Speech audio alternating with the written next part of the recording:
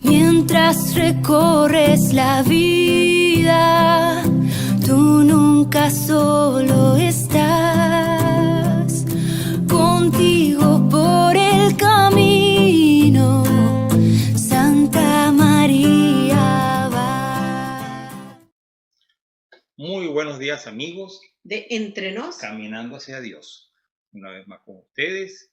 Y bueno, la semana pasada tuvimos ese inconveniente y todos tuvimos inconvenientes.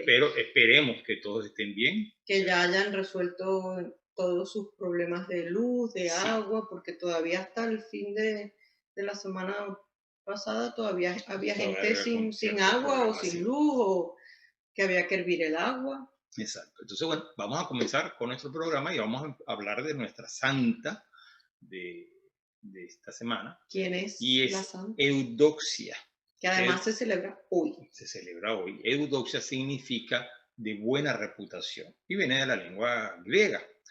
Eudoxia nació en Heliópolis, de padres hebreos, procedente de Samaria, por lo tanto se le consideraba como samaritana. Germán, un monje que de paso por esa ciudad, se alojó en casa de un amigo que quedaba al frente exactamente de un chalet muy bonito que tenía Eudoxia. Pues sucedió que Germán le pregunta al amigo de quién es ese chalet y él le dice, bueno, es una chica cortesana, muy bella y muy querida y muy rica además, ¿no? Entonces, yo me imagino que le habrá preguntado, mira, y es creyente, preguntaría uno, y es creyente, pero no creo que esa sea la pregunta, pero bueno, lo cierto es que a la hora de dormir, esa noche, Germán empieza a cantar por la ventana frases y recitar frases del Evangelio, y que además, antes de su vida monacal, hacerse monje, él cantaba y tenía muy buena voz. Entonces, esa noche empieza a recitar y a cantar frases del Evangelio, y primero cantó sobre el infierno, desgraciado que Enrique, pues, algún día llorará. Después continúa con lo del hijo pródigo, después más adelante con la oveja perdida, y finalmente sobre la felicidad que gozan los bienaventurados en el cielo. O sea, él fue haciendo como una catequesis, primero de lo malo, todo cantado, los pecados, después el hijo pródigo, Dios nos perdona, busca la oveja perdida, y luego somos felices en el cielo. Pues así tal cual. Nuestra santa se levanta y fue a hablar con oírle, y quedó totalmente, pues, me imagino que tocada por la gracia. Y después de escuchar toda esta canción, pues estuvo toda la noche llorando. Luego, al día siguiente, va a casa de este vecino y le pregunta sobre quién era ese hombre que cantaba, además tan bonito, y me imagino que pues la letra que la impresionó mucho fue tocada, como dice Betty, efectivamente. Y Germán, sintiéndose que no eran de ponerse a hablar con chicas, con mujeres, pues me imagino que habla con ella, pero vamos a decirlo así, el caso se lo da al obispo. O sea, la mandó así como que yo no voy a ser tu guía espiritual, voy a hablar con el obispo. Exactamente, y se la da al obispo Teodoto para que la instruya, la bautice, y además pues para que se le dirija su alma, como una directora espiritual. Pues entonces sucede que en un cliente de Eudoxia, me imagino que debe ser alguien que pues era muy... Bueno, porque era cortesana. Era cortesana, exactamente. La denuncian como cristiana, la arrestan, y en el momento que la arrestan, pues ella con sus encantos, me imagino yo y sus palabras, logra librarse, pero luego más tarde es nuevamente arrestada por otro prefecto, Vicente, encarcelada y luego decapitada. Entonces, esta es la historia de nuestra santa Eudoxia, que por su fe y bueno, nada, pero fíjate qué bonito que por el canto del otro se convirtió. Increíble. Y fue mártir. Sí, sí. Y esta santa es muy conocida, no aquí para nosotros los latinos, sino más bien en Occidente, y se le tiene muchísima veneración. No es conocida en Occidente, sino en Oriente, o sea, en las iglesias orientales. Exactamente. O sea, ¿cómo es que se llaman? Me imagino que los maronitas, los ortodoxos griegos, Sí.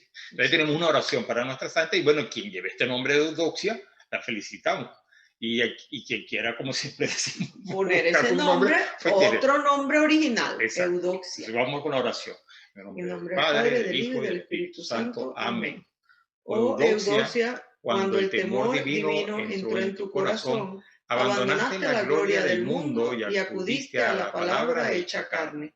Tomaste su yugo sobre ti y derramaste tu sangre en una contienda que superó a la naturaleza. Oh gloriosa mártir, ruega a Cristo nuestro Dios que nos conceda su gran misericordia. Amén. Santa Eudoxia, ruega por nosotros. En el nombre del Padre, del Hijo y del Espíritu Santo. Amén. Bueno, muy bien. Entonces, hablando de nuestra santa, vamos con la noticia del día. Vámonos. Ya regresamos. La noticia del día. Muy bien, Betty. Aquí estamos. La primera noticia, la doy yo. Sí, siempre. Hace 566 años, Johannes Gutenberg, el alemán inventor de la imprenta, terminó de imprimir la Sagrada Biblia. Según señalan algunas fuentes, el proceso de la impresión de la Biblia de 42 líneas, o Biblia de Gutenberg, se inició en 1450 y terminó el 23 de febrero de 1455. Se trataba de la Vulgata, la traducción al latín hecha por San Jerónimo y usada por la Iglesia Católica. Se le llamó Biblia de 42 líneas por la cantidad de líneas impresas a 2 columnas en cada página. Por su importancia y tiraje de unos 180 ejemplares, el texto logró el estatus de ícono del inicio de la edad de la imprenta. Actualmente se conservan 48 ejemplares, pero solo 21 están completos, aunque el dato más difundido es que la Biblia fue el primer libro reproducido con la imprenta de Gutenberg. Lo cierto es que en 1449 el inventor alemán reprodujo en la imprenta de Mainz el llamado Misal de Constanza, con los textos que se utilizan para celebrar la Eucaristía, del que ahora existen solamente 3 ejemplares en el mundo. Siempre yo había creído siempre se ha dicho que la Biblia fue el primer libro que se imprimió. Sí. Resulta que ahora sabemos que no fue un misal más pequeño. Sí.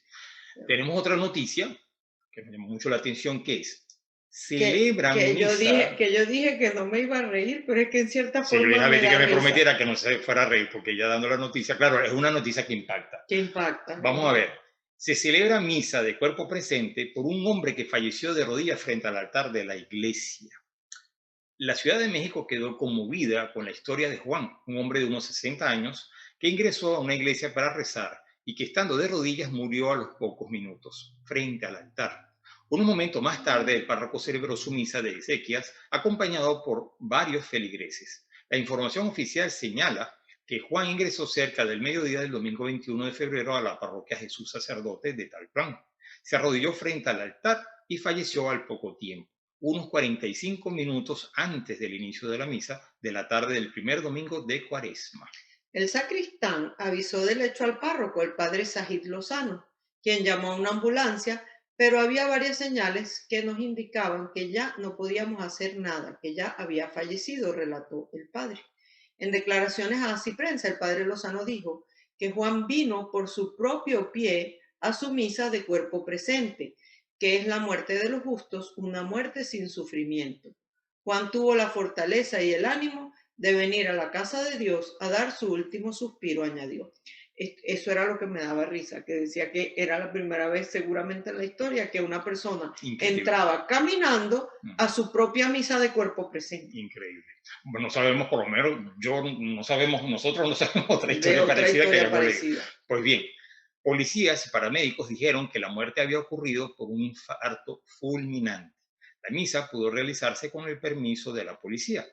Respecto a la misa de exequias, el padre Lozano dijo a la prensa: a la gente le impactó mucho. Noté a mi comunidad sorprendida por lo que había pasado. Juntos reflexionamos que la muerte es solo el final de nuestro peregrinar en este mundo, pero el comienzo de la vida eterna. Pero es bonito, es una muerte muy bonita. Sí. Y bueno, según lo que iba también leyendo en otro lugar, pues se le puso una sábana encima por respeto, y allí donde el hombre murió, pues ahí mismo hicieron su primera misa. Ellos pidieron permiso a la policía para hacer exactamente. Y el padre Lozano me imagino que habrá reflexionado sobre Cuando él se entró a la iglesia, seguramente nunca pensó que estaba entrando a su misa de eso. No difunto. tenía ni idea. Qué increíble. Increíble, pero cierto. Mire, la última noticia, hoy tenemos 3. Sí. Que la Virgen María llegó a Marte durante la expedición Mars 2020 de la NASA.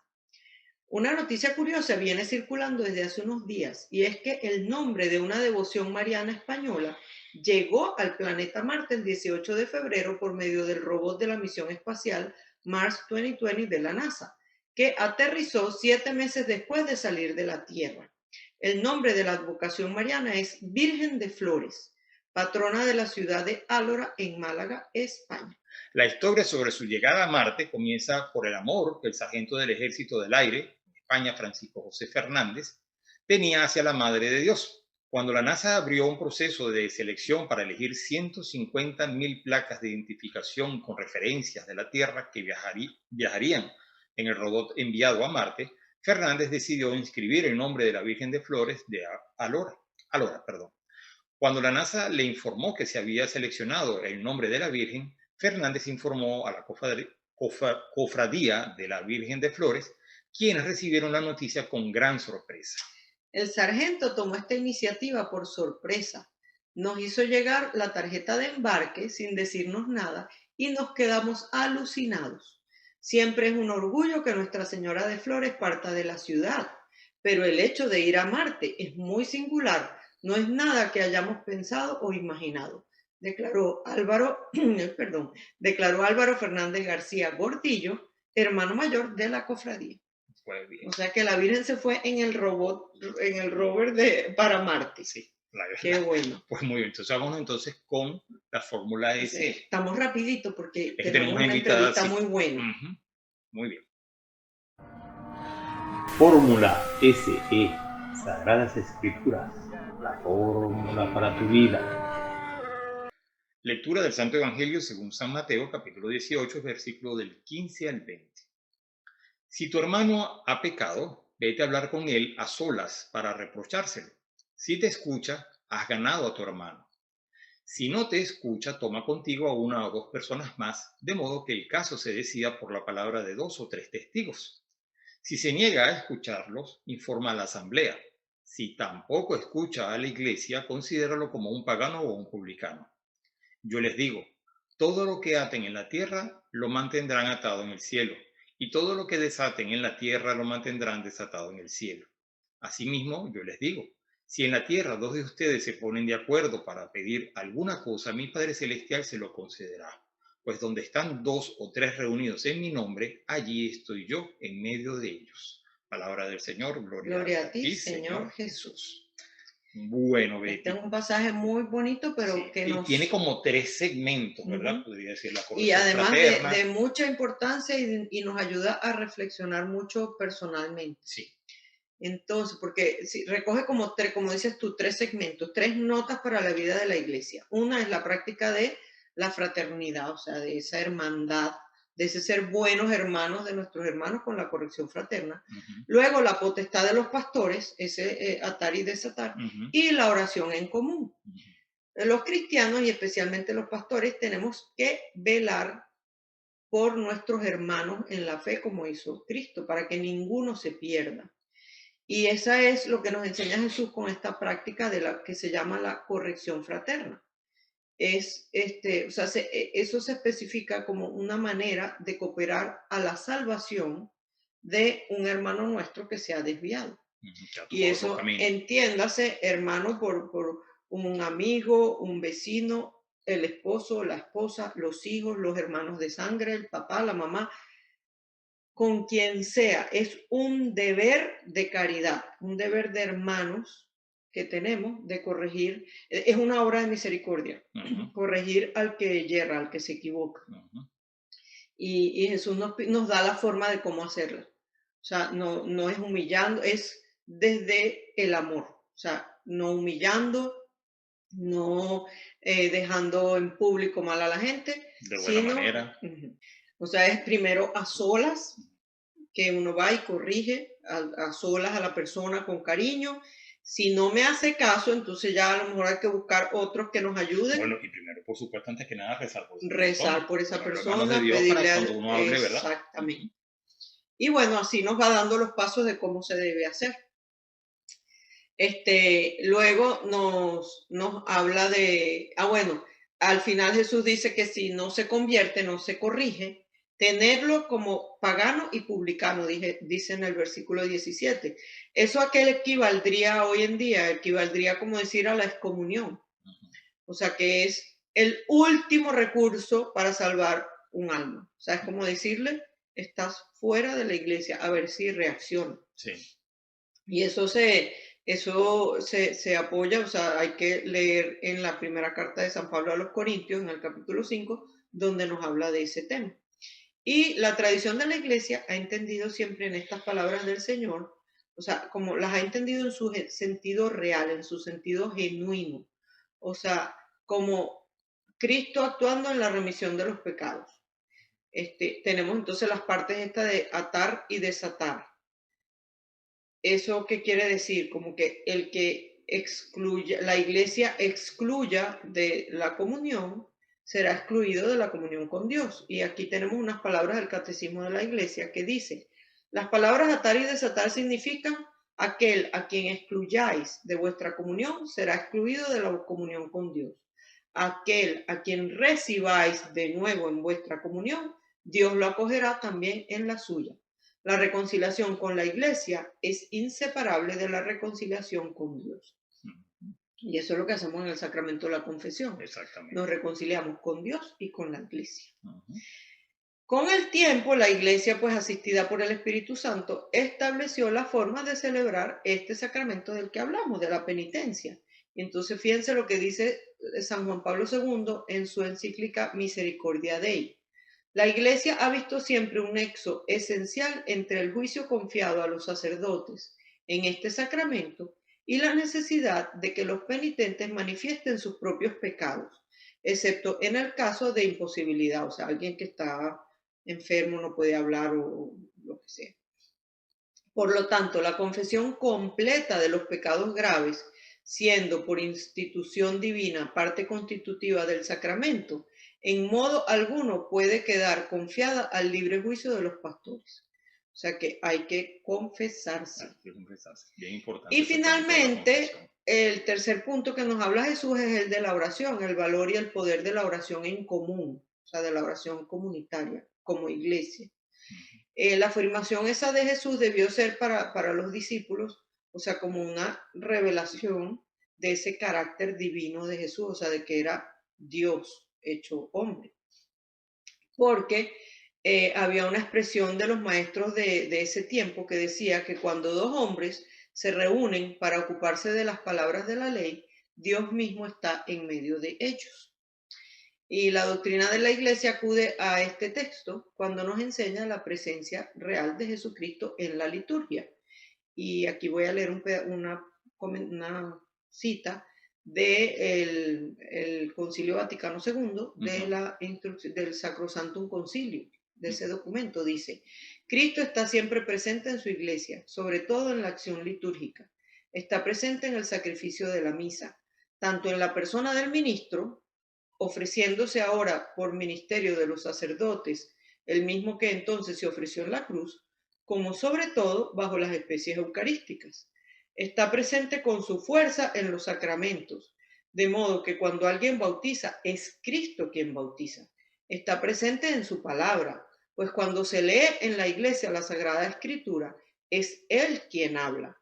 Está presente por último cuando la iglesia suplica y canta salmos, pues Él mismo prometió, donde 2 o 3 estén reunidos en mi nombre, allí estoy yo en medio de ellos. Bueno, por eso también es tan importante, por ejemplo, cuando se reza el rosario, rezarlo en familia. En familia o en comunidad. Por ejemplo, en la iglesia se tiene esa costumbre. Aquí lo hacemos antes de la misa. Antes de la misa, exactamente. Y eso pues, es muy bonito.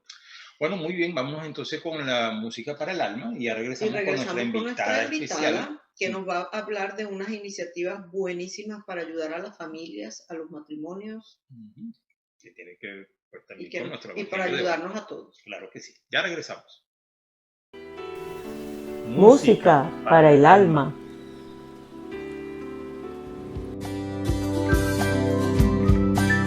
Cansada de remar, anclada en una orilla, estaba. Hoy tu voz y una palabra bastó para saber que me amabas. Ese día mi vida cambió.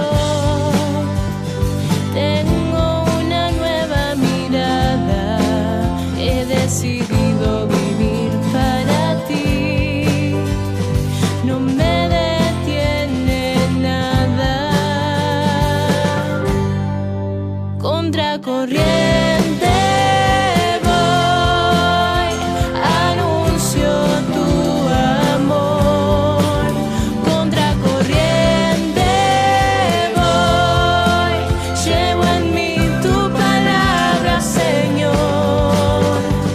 Arriba de tu barca iré a navegar. Contracorriente, contracorriente.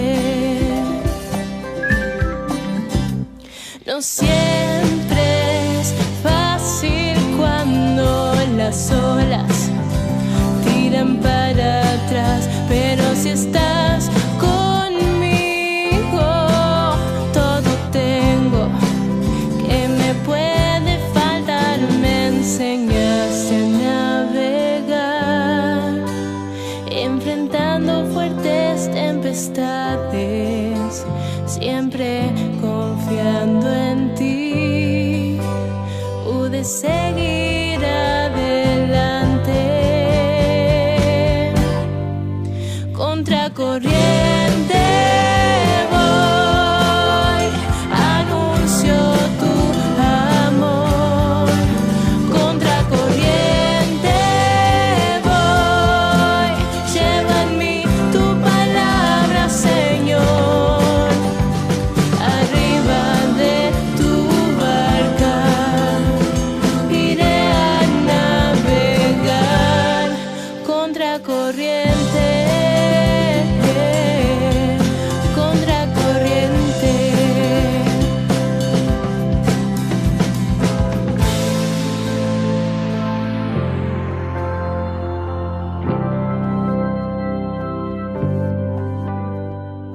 Muy bien, amigos, aquí estamos de regreso con nuestra invitada especial, Isabel Entre Aguiar, nos. Caminando hacia Dios. Y bueno, muchísimas gracias, Isabel, por tu tiempo, por estar aquí con nosotros Isabel es y una por tu experiencia. buenísima, hermosísima amiga de los tiempos de la universidad y ahora vive en España, en Galicia, ¿verdad, Isa? Ujú, sí. Y entonces, para que nos cuentes quién es Isabel de Aguiar y por qué está aquí Isabel de Aguiar. Ujú. Isabel de Aguiar es una madre de 4 hijos, casada, ya tenemos 29 años de casados y 7 de noviazgo, y así me defino, ¿no? Después en la parte profesional es otra cosa, pero esa es mi vida en sí, Mm. ser madre y esposa. Hija ya no, porque mis padres fallecieron, por lo tanto, me queda esta particularidad, ¿no? Nací en Caracas, Venezuela, por mi acento no es fácil, no es difícil todavía, a pesar que llevamos tantos años fuera, no ha cambiado. Pensé, Isa, que ibas a tener más acento español. No, porque, y explico un poquito eso, nosotros vivimos durante 10 años en Alemania y después nos vinimos. Entonces, a pesar de que sí he cambiado lo que es los modismos o utilizo mucho el vosotros, esa parte sí, pero el acento es muy difícil cambiarlo, ¿no? Yo creo que uno nace con eso, o sea, es tu lengua madre y si no te ves en la necesidad de otro idioma como el alemán, que sí tienes que utilizarlo porque es otro idioma distinto, yo creo que cada uno se alimenta y se enriquece con lo que tiene, ¿no? Ujú. Entonces ahí no cambié y eso que he dado clases durante 10 años aquí, pero no cambié. Ya ves que soy la misma de siempre, quitando los modismos, eso sí. Exacto. Pues Ajá. qué bueno. Y ustedes tienen un programa muy bonito no me acuerdo ahorita cómo yo lo vi en las redes sociales, no me acuerdo ahorita cómo se llama, pero es como yo lo llamo como escuela para padres, algo parecido. Sí, nosotros, el Instituto da Familia, que así se llama, Instituto da Familia, comenzó hace 5 años aproximadamente. Yo estaba dando clases y el compañero que trabaja conmigo también, y el señor obispo de aquí, don Leonardo, decidió que tenía una fundación, Amigos de la Barrera, y que había que hacer algo con ella. Entonces nos pidió que montáramos lo que era el Instituto de la Familia en ese momento. Empezamos de cero. Teníamos claro que nuestro objetivo eran justo los padres. Veníamos de dar clases, yo durante toda mi vida y él también. Y nos habíamos encontrado ya aquí en España que los padres, a pesar de que tienen toda la buena intención de hacer todo bien, por supuesto, como cualquier padre, no tienen herramientas ni tienen la formación para ser padres de hoy. Como hablábamos antes en los preámbulos, las redes sociales y todo han cambiado la manera de educar a nuestros hijos. Nosotros, cuando yo me comparo con mis padres, o ya ni con mis abuelos, con mis padres, el círculo el entorno que teníamos para que ellos tuviéramos la educación era el colegio, los amigos, que eran los hijos de los amigos de ellos, y poco más. O sea, estaban ellos como que muy organizados quiénes eran el entorno. Hoy en día el entorno no es Galicia para mis hijos. El entorno para mis hijos es todo el mundo. El mundo entero es el entorno. Puede ser positivo, puede ser negativo, todo depende cómo lo canalicemos. Y los padres se dieron cuenta que no tienen herramientas para ello. No es que lo quieran hacer mal. Entonces nosotros en las tutorías que teníamos cuando éramos profesores, nos dimos cuenta que había un vacío gigantesco, ya no solo en la pareja, sino nosotros a nivel de padres. La pareja vino después, ¿no? Cuando nos dimos cuenta que todo el reflejo de los hijos es la pareja. Entonces, por eso ya abarcamos más y todavía abarcamos más. Le llamamos la familia entera. Porque aquí, en España, los abuelos juegan un papel muy importante en la educación de los hijos, no en educarlos, sino en el aguantarlos. O sea, las guarderías son los abuelos, ¿no? Entonces, ahí había un montón de detalles que 3 formas diferentes de ver lo que es la familia, el núcleo familiar, y que los padres estaban perdidos. Y por ahí empezamos. Empezamos con unos pequeños encuentros en parroquias, empezamos con eso, y lo que menos nos íbamos a pensar, que después de 6 años que llevamos, tenemos un máster en coaching familiar y matrimonial. El máster está avalado por la Universidad Católica de Ávila. Tenemos unos 30 cursos de acompañamiento familiar, acompañamiento matrimonial, para gente que quiera acompañarlos. Porque a veces también no sirve que yo quiera acompañar a alguien si no tengo las herramientas. Nosotros, como el Papa Francisco habló del acompañamiento, nosotros pensamos primero en el coaching porque era la palabra que más utilizada estaba y que la gente era más familiarizada de que es alguien que te acompaña, pero decidimos que es verdad que es acompañamiento. Nosotros no le decimos no le damos soluciones a nadie, sino que ellos entre su entorno y entre su vida busquen esas soluciones mediante preguntas, ¿no? Que se le van haciendo a lo largo de sesiones o de charlas, o sea, tenemos un abanico dependiendo, ¿no? Entonces, así empezó.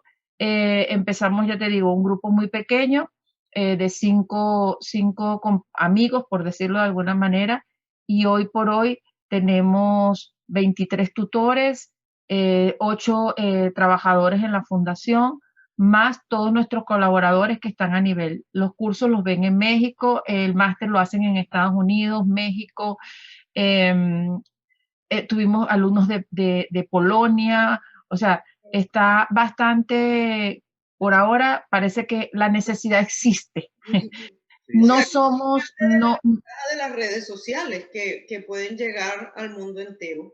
Claro, exactamente. Eso es una herramienta. Por eso decimos que las redes sociales no es que sean malas, sino que tenemos que utilizarla y entenderlo y como una herramienta, no como un motivo de vida. O sea, yo no tengo que demostrar a nadie que yo soy feliz por una red social, ¿no? Sino yo simplemente utilizo la herramienta para llegar o para hablar contigo o para llegar a más gente, ¿no? Estudios que se han hecho y los hicimos, vimos que en esta pandemia, aquí estuvimos en confinamiento durante 2 meses y nos dimos cuenta que el año pasado todo lo que se pensaba en 10 años que era la evolución de Internet o de todo esto, resulta que se hizo en 6 meses. Eso, la cabeza de nosotros no está preparada para esos cambios tan rápidos y entonces por eso hay el desastre que hay, que si de repente alguien dice que en Estados Unidos se manifiestan por un acontecimiento de la policía con una persona negra, pues entonces aquí lo trasladan a que también nos tenemos que manifestar cuando aquí casi no hay negros. Entonces es una cosa un poco extraña, pero sí, ¿no? Así ha sucedido.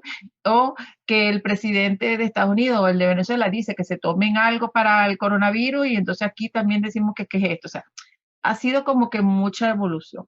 Entonces, lo de el matrimonio sí, ya te digo, empezamos con los padres y seguimos con el matrimonio y tenemos uno de gestión emocional después de la pandemia, ¿no? Creemos que todavía no sabemos los cambios a nivel cerebral que han sucedido a nivel después de la pandemia, que todavía no ha terminado, pero este año, ¿cómo va a influir el año pasado y cómo va a influir en nuestros cambios totalmente? Entonces, yo pienso que, por supuesto en los adultos, pero a mí me preocupan mucho los adolescentes. Porque tenemos aquí 4 problemas. Bueno, decía que los niños más pequeños, ellos en su ambiente, en su entorno familiar, todavía están bien. Si tienen hermanitos, juegan con sus hermanitos. Si no los tienen, hasta con sus amigos imaginarios, que es una etapa de los niños. Pero los adolescentes necesitan el contacto con sus compañeros, con sus amistades, necesitan esa interacción. O sea, es como otro tema. Y el estar recluido, todo que sea virtual, además, por supuesto, ya tienen mucho más conocimiento por supuesto, que los papás acerca del uso de las redes, entonces también están mucho más expuestos y son muy vulnerables a las malas influencias, también a las buenas, pero sabemos que por ahora abundan, son mayoría las malas influencias en las redes. Tenemos que luchar para cambiar eso, para que sean... Fíjate, nos hemos dado cuenta que vamos a hablar de cosas buenas y cosas malas. Cosas malas es como tú dices, la interacción ha sido virtual totalmente, pero ellos ya estaban acostumbrados a eso. Ellos ya venían pasando unas etapas de virtual, relaciones virtuales totalmente, cosa que nosotros no. Ellos ya conocían todo lo que es buscar pareja, amigos, todo eso, ellos ya venían más o menos, eso se venía identificando y era un problema que ya lo veníamos trabajando nosotros antes de la pandemia, ¿no?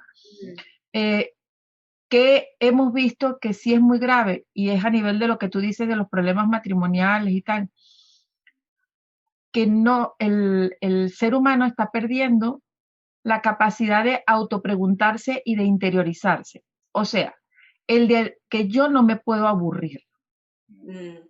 El de yo hacerme preguntas de por qué existo y para qué existo y por qué estoy aquí y cuál es mi condición. Esas preguntas que nos hacíamos cuando nos aburríamos en la habitación, todos, esas preguntas aquí no se las han hecho porque en la habitación o en cualquier sitio tengo internet o tengo un medio. Entonces, la parte buena que yo veo es que esa interiorización tenemos que tenerla y tenemos que rescatarla, porque estamos perdiendo el valor de la misericordia, el valor de ponerme qué le sucede al otro, que me puede suceder a mí. Ahora vimos que hace un año la gente viajaba, la gente estaba todos los fines de semana, cuando hay un tarda. Y ahora nos convertimos en pobres ricos dentro de casa. Entonces, ahora tengo que descubrir cuál es la riqueza que yo tenía que pensé que la cubría con todos los viajes, con todas las salidas, con ir a los restaurantes, pero ahora estoy igual que el pobre. Estoy dentro de mi casa con mi familia. Sí. Y esa es la riqueza, y eso es lo que tenemos que nosotros lograr, que ellos descubran. Y para eso hay que hacer un camino porque no tienen ni idea de cómo hacerlo. De hacerse las preguntas. O sea, yo me acuerdo que yo nunca le dije a mi mamá que yo me aburría, yo cualquier cosa me entretenía, ¿no? Tú me hablabas un poco porque si no, este tema es tan amplio que podemos estar aquí días y horas y tal. Me decías de la corrección fraterna. Sí, porque Una de las pautas que nosotros tenemos y que queremos aprender, todos sabemos que nos comunicamos. Si yo te digo a ti, si te comunicas con Francisco, tú me vas a decir, claro, vale. ¿Y a qué nivel? Entonces, ahí está el peldaño que tenemos que subir. ¿Qué niveles tenemos de conversación, de comunicación con mi pareja o con mis hijos o con mi familia entera, ¿no? Ese es el problema que estamos viendo. Uno es, y otro la mirada.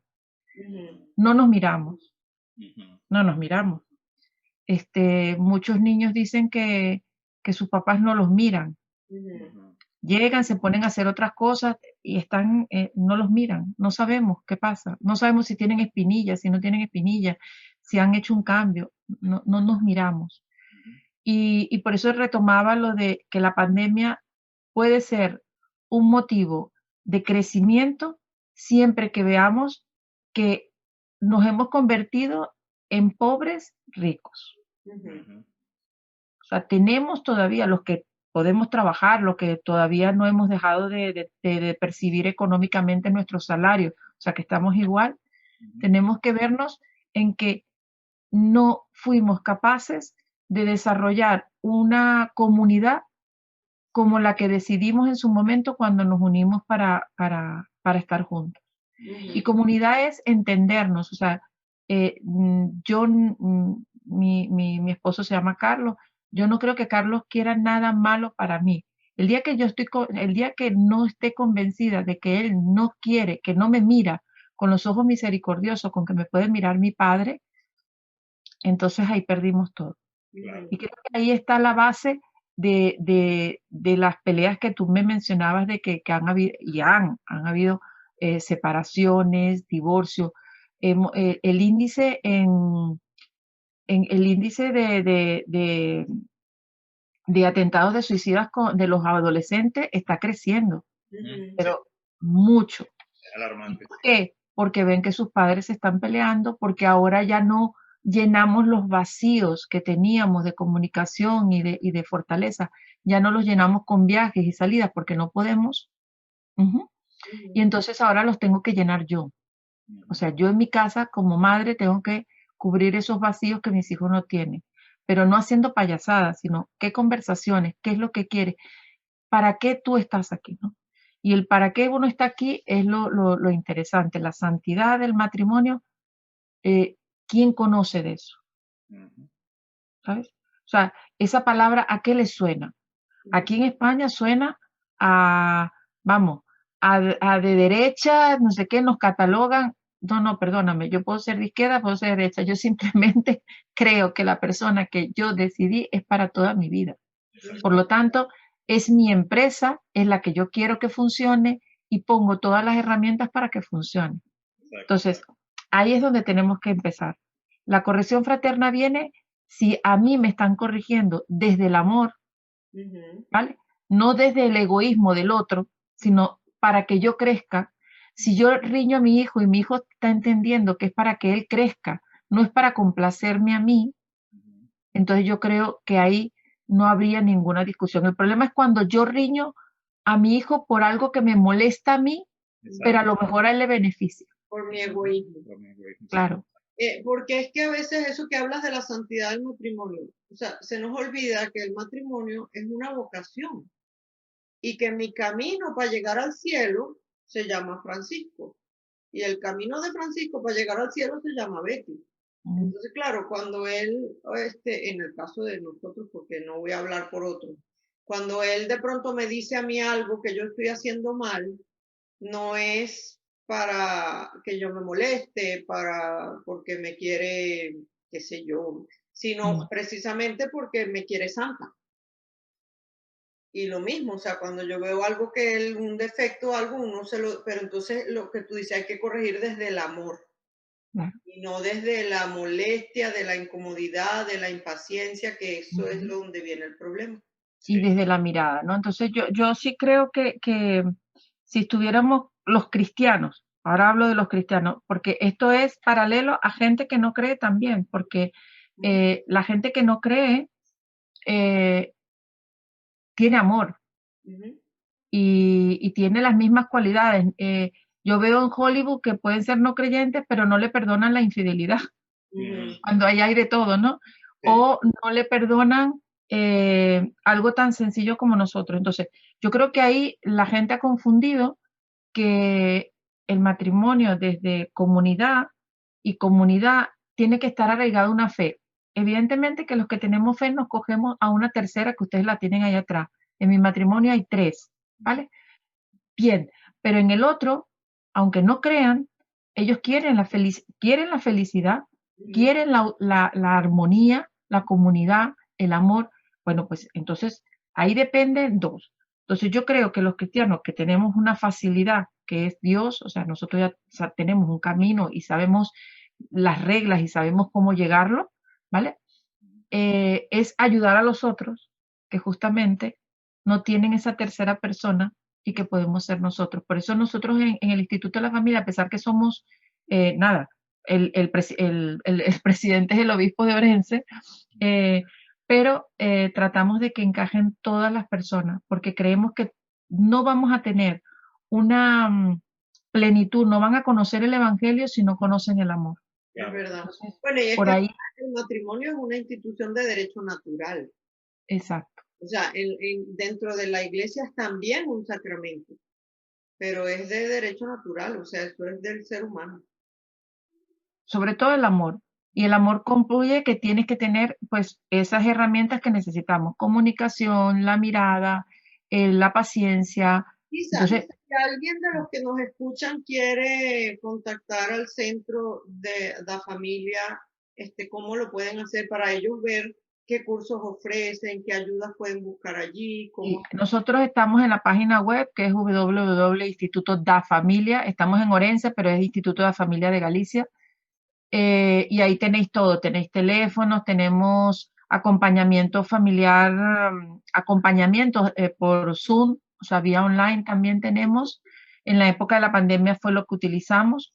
En esos, la mayoría de las cosas son gratuitas, otras los cursos no, pero nada, ahí estamos con todas las redes sociales y toda la manera. Muy bueno saberlo. Excelente, porque hay quiero saber. mucha gente que... Sí. Y el máster, mira, el máster que tenemos alrededor, hemos tenido alrededor de unas 300 personas desde que empezamos. El máster empezó presencial en Orense, venía gente de España y nos empezaron a escribir de Guatemala que cómo era posible que no, y así empezó el online, porque nosotros decíamos que el tú a tú, la mirada y el estar juntos, para nosotros era muy importante. Nosotros no queríamos nada online cuando comenzamos, porque no es lo mismo la expresión de mi rostro, la manera de que muevo, sobre todo si mi acento lo está escuchando otra persona, puede ser que no entienda lo que quiero decir, pero al verme sabe lo que quiero decir. Entonces, nos parecía que esa presencial era muy importante, pero después, claro, nos pidieron empezó en Perú. Perú nos pidió un grupo de psicólogos que estaban allí, y entonces empezamos el online, y para que fuera más formal, pues le pedimos a la Universidad Católica de Ávila, que hasta el año pasado era la Francisco de Vitoria, ahora es la Católica de Ávila, que nos los avalara como una titulación. Qué bueno. La gente se está formando, o sea, ya no solo hay cursos especiales para padres, hay cursos para adolescentes, no, y para profesores. Hay un curso de H29 que le llamamos así porque es la historia continúa, que es el hecho de los apóstoles se queda en el 28, entonces nosotros es el 29, y es espectacular porque son 3 módulos. Uno es de misión e identidad del profesor cristiano, El segundo módulo es de liderazgo y comunicación del profesorado cristiano, o sea, son 3 módulos. Y el tercero es acompañamiento personal e espiritual para profesores, ¿no? Ese ha sido el espectacular, o sea, eso creímos que era, es más, nos daba un poco de miedo porque ahí es totalmente confesional, pero fue el boom, o sea, los profesores, los colegios, todo el mundo lo acogió y eso lo abrimos todos los meses, o sea, todos los meses está abierto. Hemos hecho los 2, el tercero empieza, el de acompañamiento espiritual y el de acompañamiento personal, empieza en el 2022. O sea, hemos abierto un módulo cada año, también porque no damos más, vamos a estar claros, porque esto aquí es así muy, muy, muy vertiginoso, ¿no?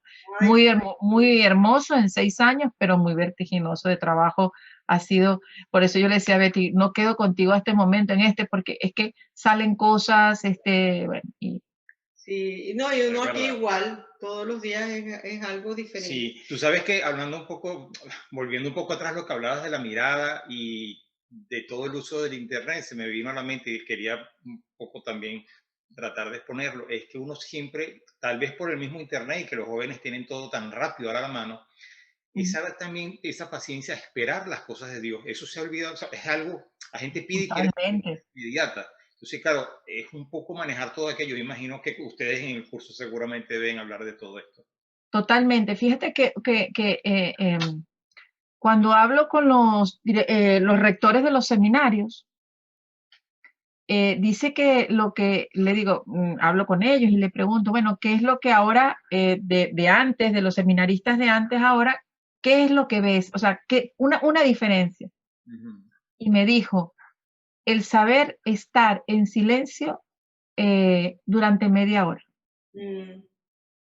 Increíble. Increíble, sí. Increíble. O sea, entonces, esa rapidez con que queremos las cosas es que ahí depende de los padres. Los padres, volvemos a la misma. Creímos, porque también hay estudios de eso, que nuestros hijos son más expertos en Internet y nosotros no. No es cierto. Ellos son cosas inmediatas.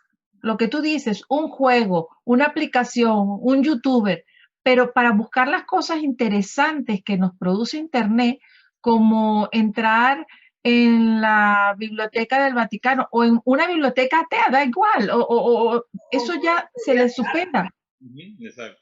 Eso se les supera. Entonces, ahí es donde está nuestra responsabilidad, como educadores, como padres y como políticos.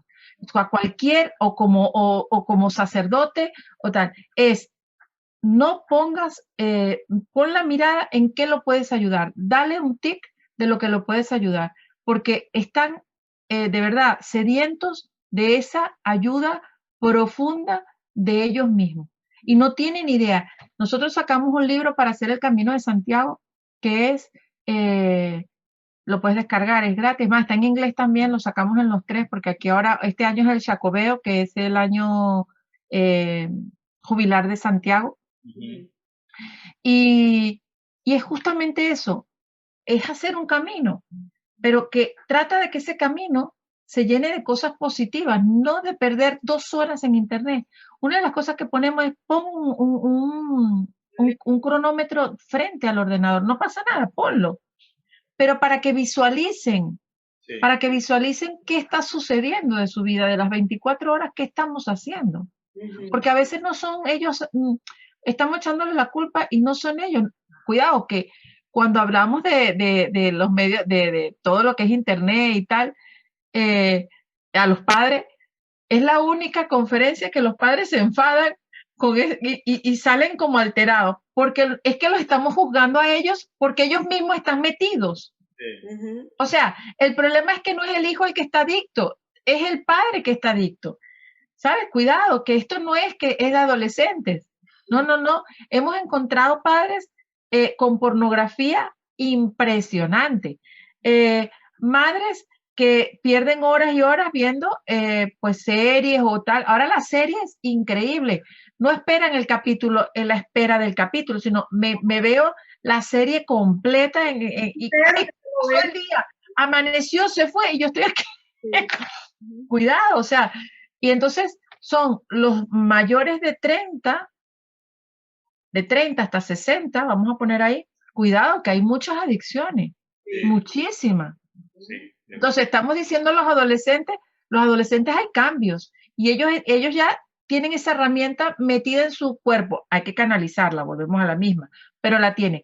Pero es que el problema son de los 30 a los 60. O sea, nosotros tuvimos que prohibir teléfonos en la mesa, teléfonos en tal, porque y hay Carlos explica muy bien que hay como algo en nuestro organismo que cuando oímos el sonido del pling, ¿quién me escribe? ¿Quién me escribe? ¿Quién me escribe? Que tú no eres tan importante, que no va a pasar, que no te va a llamar el Papa. O sea, lamentablemente, ojalá, o no me va a llamar el presidente de España, ojalá, para yo decirle todo lo que pienso, pero no me va a llamar, ¿me entiendes? Entonces, pues, igual que manejando, uno dice, antes uno salía en el carro y hasta que no llegabas nadie te podía contactar y no se acababa el mundo, nadie se moría por eso, y si se murió, pues mira, cuando llegabas te enterabas, se murió y qué pasó.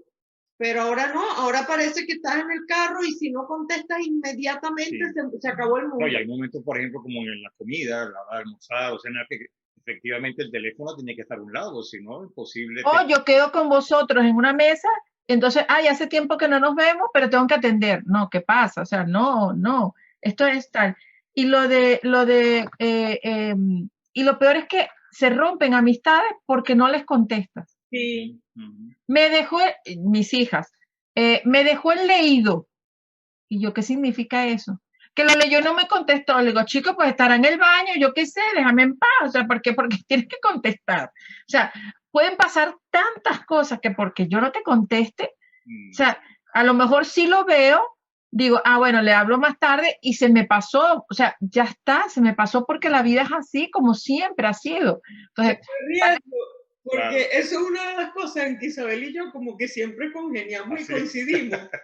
que, o sea, hay cosas tan importantes en la vida que vas a estar tú pendiente de, porque es verdad, hay gente, yo digo, a mis amistades yo les digo, no esperen que yo les responda a todo, ni que les dé like a todo, porque uno, no veo mucho las redes sociales, sino para cosas puntuales.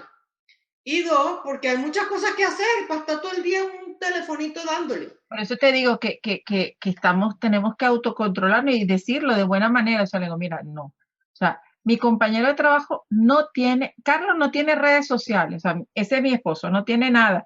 Ni WhatsApp, ni Twitter, ni Twenty, ni nada de eso. Entonces, claro, una persona que da las charlas de justamente de las nuevas tecnologías y de todo el desarrollo de las nuevas tecnologías, y no tiene. Dice, es que yo me lleno, el vacío mío no me lo va a llenar eso, o sea, no, es que no lo necesito. Dice, es que no lo necesito.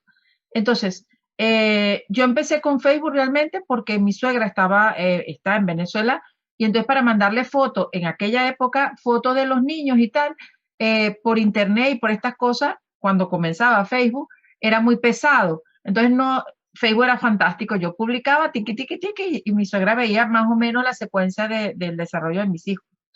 Pero ahora con esto de los móviles no hace falta. O sea, podríamos cerrarla perfectamente y no tener ningún problema. Pero la gente tiene que aprender también a eso, a la espera, ¿no? Pero, ¿cómo se lo vamos a enseñar? Pues, lamentablemente tenemos que empezar desde casa y desde los colegios. Sí. Porque aquí no hay otra. Mira, nos hemos pasado bastante del tiempo. Yo les dije que aquí este tema era muy largo. Sí, es un tema que tiene muchas telas que cortar, la verdad. Así que bueno, es un tema al que vamos a invitar a Isabel más adelante otra vez. Claro que sí. Cuando queráis, siempre, y tengo un arsenal, cuando queráis tengo a mi compañero que también puede hablar, Carlos puede hablar, o sea, ahí aprovechar todos los que tenemos aquí que estamos en eso. Por cierto, mira lo que estoy preparando para esta noche, que tengo una reunión. Dice, tema de estudio, el matrimonio, sacramento de la misión. ¡Ay, qué belleza! Equipos de Nuestra Señora, no sé si lo conocéis, Equipos de Nuestra Señora es equipos de matrimonios católicos, somos a nivel mundial está. Empezó en Francia con el padre Cafarel y aquí está a nivel mundial, pero en Orense somos, hay 28 grupos de 5 matrimonios y un sacerdote. Entonces nos acompañamos mediante un tema, hay justamente la oración, la puesta en común, hablamos de una sentada que es justamente el sentarnos, Carlos y yo, con Jesucristo, qué tenemos que hacer, ¿no? La regla de vida, que es esa, como tú dices, el saber corregir al otro, ¿no? Y es interesante también. Es parecido al movimiento familiar cristiano que tenemos aquí. Parecido, sí. Qué bueno, Bueno, qué bueno. y nos tenemos que ir Sí, ahora sí. ahora sí. Bueno, Isabel, Isa, muchísimas gracias. gracias. Gracias A ustedes. por la audiencia que nos escuchan y bueno, nos vemos entonces el próximo Próximo lunes, lunes, Dios entre mediante, nos. caminando hacia Dios. Ok, bueno, muy bien. Chao. Míralo, es tu Señor, que desde la cruz se está olvidando que aquella vez lo has traicionado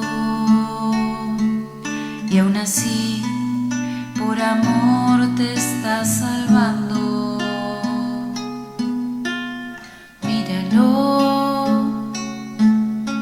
Es tu Señor, que desde la cruz te está mirando, al que tantas veces lo has negado, ahora mismo te está perdonando. Jesús, Jesús, déjame unirme a tu cruz, déjame aliviarte un poco ese dolor, quiero responderte con mi amor. Míralo, es tu Señor, que por sus heridas te está sanando, su muerte en la cruz te está salvando y una vida nueva te está dando. Jesús, Jesús, déjame bajarte de la cruz. Cada vez que tenga un gesto de amor, yo puedo aliviarte ese dolor. Cada vez que tenga